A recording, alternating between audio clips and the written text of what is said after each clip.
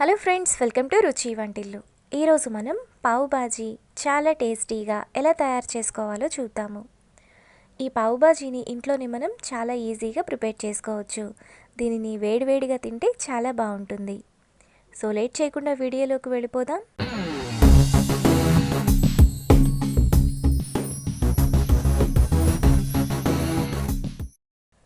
ముందుగా ప్యాన్లో సన్నగా కట్ చేసుకున్న ఒక క్యాప్సికమ్, 2 పచ్చిమిరపకాయలు వేసుకొని అర నిమిషం వరకు ఫ్రై చేసుకోవాలి.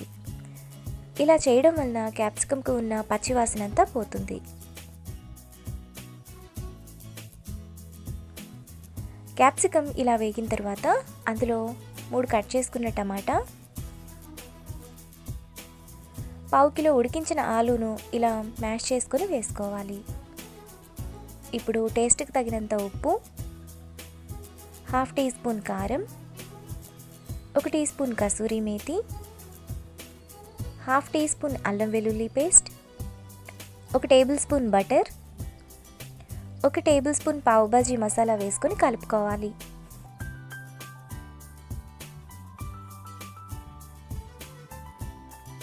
ఈ పావ్ బాజీని ఇంట్లోనే ఈజీగా తయారు చేసుకోవచ్చు.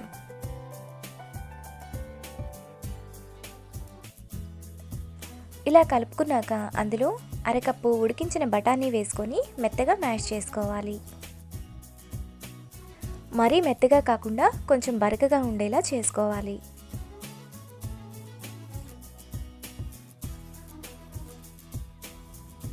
ఇలా చేసుకున్నాక మధ్యలో కొంచెం గ్యాప్ ఉండేలా ఈ విధంగా చేసుకోవాలి.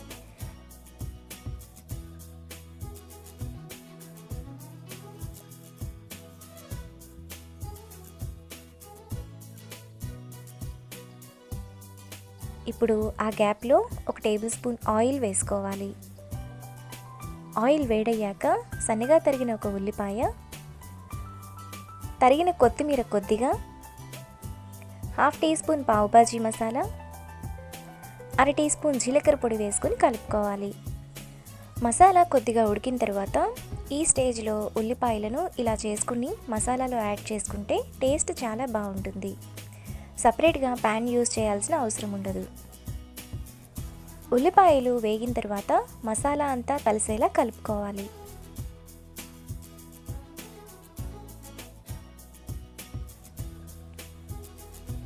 ఇలా కలుపుకున్నాక 3/4 గ్లాస్ నీళ్లు పోసుకొని కలుపుకోవాలి.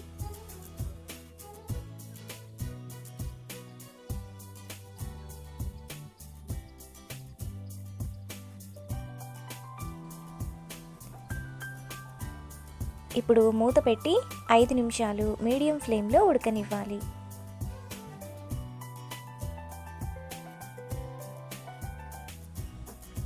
ఐదు నిమిషాల తర్వాత మసాలా మనకు ఈ విధంగా రెడీ అవుతుంది.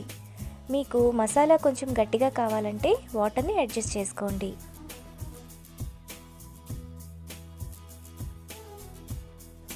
ఇప్పుడు మరొక ప్యాన్లో 1 టీ స్పూన్ బటర్ వేసుకోవాలి. బటర్ వేడయ్యాక అందులో చిటికెడు పావు బాజీ మసాలాను స్ప్రింకిల్ చేసుకోవాలి.